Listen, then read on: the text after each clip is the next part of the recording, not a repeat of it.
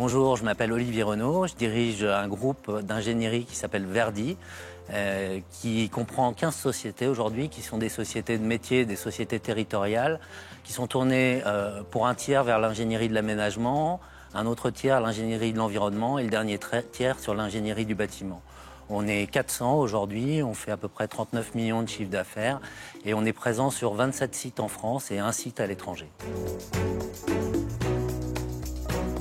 Alors c'est une question qui se pose beaucoup pour Verdi parce qu'on développe un projet d'ingénierie territoriale privée.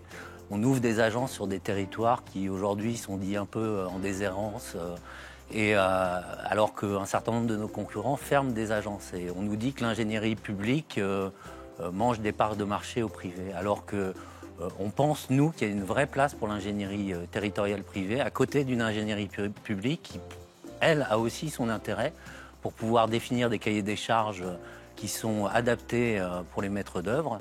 Donc oui, il y a une place pour l'ingénierie territoriale privée, on est en train de le démontrer.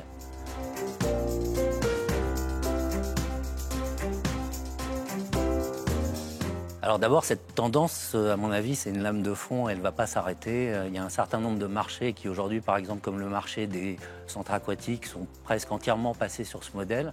Donc c'est le modèle, a priori, qui est le modèle de l'avenir. Petit à petit, la loi MOP, qui n'a pas démontré son efficacité en termes de garantie de prix et garantie de temps de livraison des ouvrages, va être concurrencée par ce modèle-là.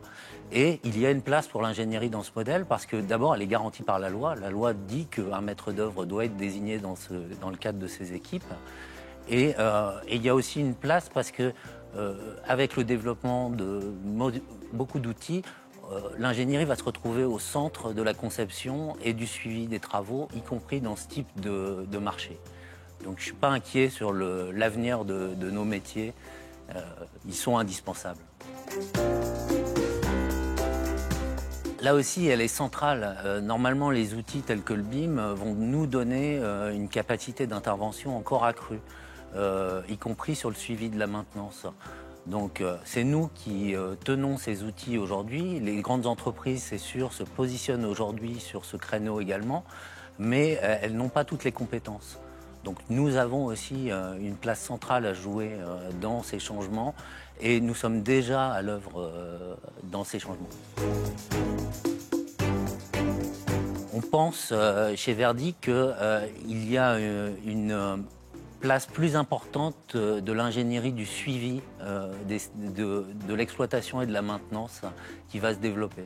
C'est-à-dire que jusqu'à présent, notre travail, ça a été surtout de suivre, de concevoir des bâtiments, des ouvrages neufs ou de réhabiliter. Mais dans l'avenir, on sera de plus en plus impliqués dans l'exploitation et le suivi des bâtiments. Parce que aussi, ça permettra de faire une conception beaucoup plus adaptée et de faire vivre ces bâtiments dans le temps.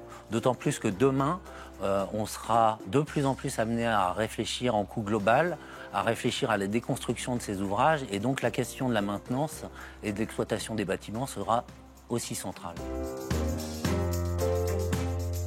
Pour Verdi, la question est très large parce qu'on a déjà aujourd'hui plus de 30 métiers et on a une vision pluridisciplinaire de notre métier. Donc on essaye d'augmenter tous les ans nos capacités. Cette année, on a ajouté les compétences en ossature bois. L'année d'avant, des compétences sur les systèmes intelligents de transport.